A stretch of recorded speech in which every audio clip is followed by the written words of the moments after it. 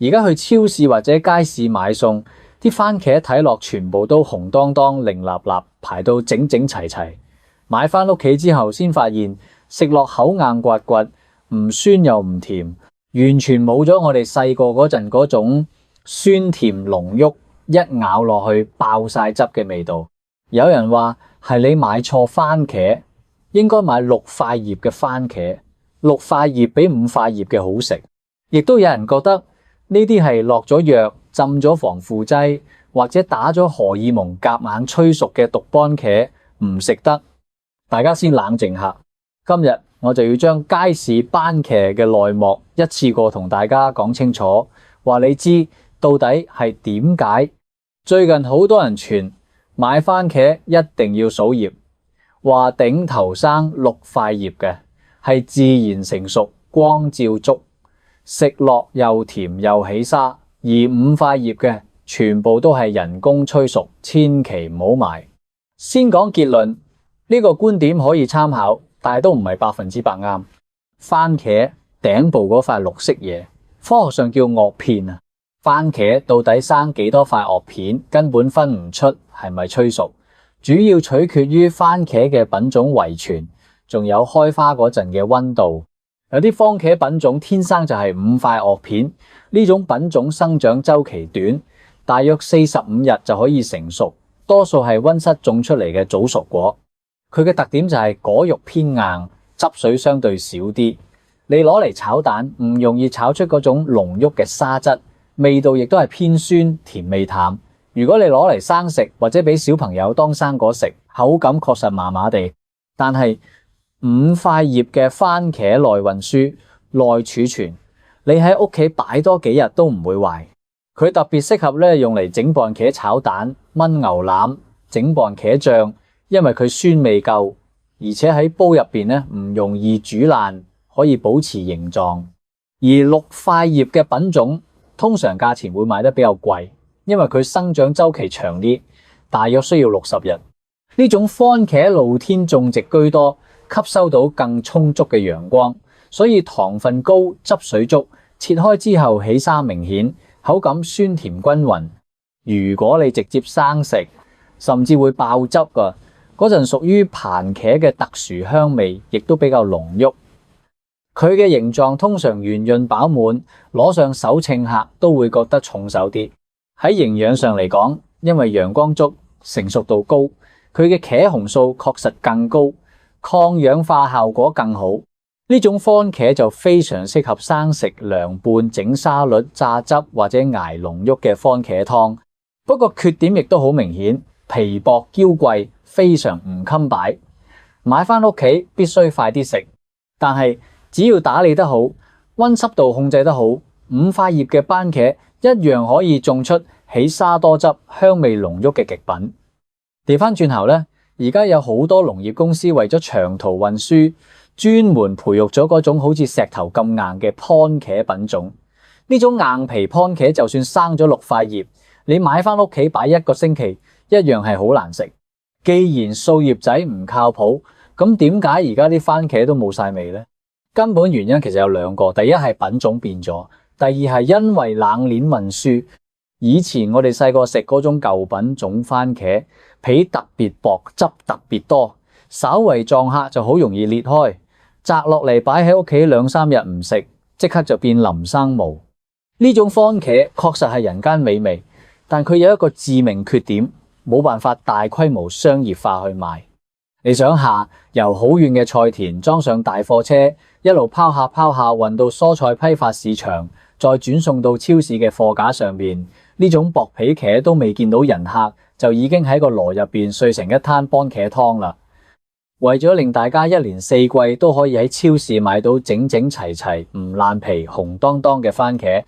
農業專家只可以無奈改變方向，專門揀嗰啲硬皮品種嚟大規模種植。呢啲現代番茄唔單止皮厚到好似着咗防彈衣，而且果肉入邊纖維特別多，極之頂得住碰撞。更關鍵係運輸環節，為咗保證番茄喺幾十日甚至更長嘅長途跋涉入邊唔會壞，果農通常喺番茄仲係青綠色硬掘掘嗰陣，就已經將佢哋由藤上邊摘落嚟。你必須要知道一個科學常識，番茄入邊有一種決定佢濃郁香味嘅物質，呢種物質必須要喺藤上邊完完全全自然熟透先可以產生。嗰啲青色就摘落嚟嘅雪茄，雖然喺運輸途中透過後期人工擺放或者噴灑催熟劑變紅咗，睇落好靚，但嗰啲靈魂一樣嘅香味物質就因為太早離開母體而永遠冇咗。所以番茄冇味唔係因為佢有毒，而係因為佢為咗攀山涉水嚟到你張飯台，犧牲咗自己最寶貴嘅口感。講到呢度，順便解答大家最擔心嘅落藥問題。好多人見到番茄生到三尖八角，有尖頭有起角，或者切開之後入邊空心綠色心，就覺得呢啲一定係打咗荷爾蒙，甚至唔敢俾小朋友食，驚會搞到早熟。我哋要明確一個極之基本嘅常識，植物生長調節劑，亦即係俗稱嘅植物荷爾蒙，同我哋人體嘅荷爾蒙完全係兩回事。種番茄用嘅催熟劑只係用嚟令果實加速變紅，或者補花補果唔跌落嚟。呢啲化學信號只對植物細胞有用，我哋人類嘅身體入邊根本就冇接收呢啲植物信號嘅受體。呢個就好似你攞住一粒電筒用嘅 AA 電，想夾硬塞落部智能手機度充電一樣，插口唔啱，根本起唔到作用。至於空心綠心生得畸形，好多時係因為開花嗰陣授粉做得唔好，或者係溫室入邊天氣太熱，光照唔夠，淋水唔均匀，導致嘅植物生理障礙。呢種番茄雖然口感極差，咬落似食草，但如果你硬要話佢哋有毒或者食咗會生病，咁純粹係唯恐天下不亂，亂咁嚇人。咁到底應該點揀番茄呢？記住以下4點，包你揀到好食嘅番茄。一、睇萼片顏色，唔好睇萼片數量。買番茄嗰陣，第一眼睇佢頂部嘅葉，如果葉嘅顏色翠綠，質地挺拔有生機，代表呢個番茄啱啱喺樹上邊摘落嚟冇耐，水分絕對充足，新鮮度滿分。如果葉已經變黃變霉，甚至枯萎甩落嚟，代表呢批番茄已經喺街市擺咗好幾日都未賣出，入邊嘅果肉好可能已經開始變質，或者水分流失冇晒風味。呢種免費送俾你都唔好要。二、上手稱重量，按壓試手感。手感係分辨番茄係咪空心，水分係咪充足最關鍵一步。攞起2個大細差唔多嘅番茄，左右手分別稱克，一定要揀重啲、聚手啲嗰個，代表佢入邊水分足，果肉紮實，冇空心。輕飄飄嗰啲往往就係空心果，買翻屋企切開全部係空氣，食落淡淡冇味。跟住用手指輕輕撳下番茄嘅果身，摸落唔可以好似石頭咁硬掘掘，輕輕撳落去感覺到微微回彈，呢個先係最佳嘅成熟度。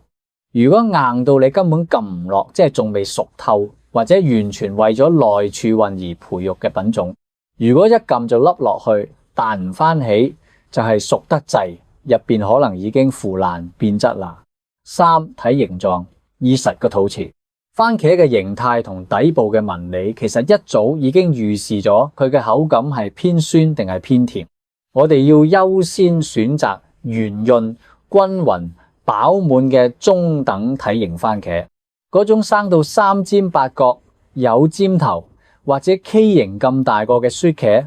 往往係生長過程入邊受力唔均匀，或者營養失衡造成，口感通常唔好。重點觀察番茄底部嗰個細細嘅肚臍位，如果你發現底部微微向內凹，並且凹陷周圍伴有淡淡好似星星一樣嘅放射狀紋路，恭喜你，呢種番茄通常熟度極高，甜度亦都遠遠高過普通嘅番茄。4、睇外表顏色，警惕異常反光。優質嘅新鮮番茄應該呈現自然嘅紅色，帶有溫潤嘅光澤，並且仔細睇嘅話，表面往往仲帶住一層淡淡霧濛濛嘅果粉，呢個係新鮮採摘最明顯嘅標誌。但係如果你見到嘅番茄紅到發光，甚至表面好似打咗蠟咁可以照鏡，而且色澤極之均勻，冇任何深淺過渡，呢個時候你就要小心啦。呢個好可能係過量藥劑處理後嘅表現。另外，如果果體大得好誇張，或者表皮有明顯裂痕，好可能係喺生長過程入邊用咗膨大劑，導致果肉生長速度快過果皮嘅承受力。凡係表皮有黑點、斑塊或者局部摸落變腍腐爛嘅，代表內部已經被細菌感染變質，切記唔好買。最後啦，我仲要提醒大家一個好多人日日都犯嘅錯誤，雪茄嘅錯誤儲存方式。好多人買完餸返屋企，為咗保鮮，唔理37/21，第一反應就係拉開雪櫃門，將啲番茄一次過塞晒入保鮮格。其實番茄啱啱好係最怕凍嘅蔬菜之一。如果你買嘅番茄摸落仲有啲硬，未完全熟透，千祈唔好放入雪櫃。雪櫃嘅低溫會徹底破壞番茄內部嘅酵素活性，抑制佢產生香味物質。更衰嘅係低溫會令番茄嘅細胞壁受損，導致佢嘅質地變得越嚟越起粉，越嚟越削，即係我哋平時講嘅凍壞咗，凍到冇晒味。正確嘅做法極之簡單，你只需要將番茄擺喺陰涼通風嘅室溫下，個莖向下擺，咁樣可以防止水分由個莖流失，等佢喺室溫下徹底擺熟變軟。如果你呢個時候仲未食得切，為咗防止腐爛，呢個時候你先可以將佢放入雪櫃，保鮮格續幾日命。好啦，今日嘅內容就到呢度。面對飯台上面嘅食物，我哋要做嘅係了解食物背後真正嘅自然規律，用科學嘅方法去揀，用合理嘅常識去儲存。非常多謝大家可以耐心咁睇完今日嘅內容，希望可以幫到你同你屋企人。我哋下期再見。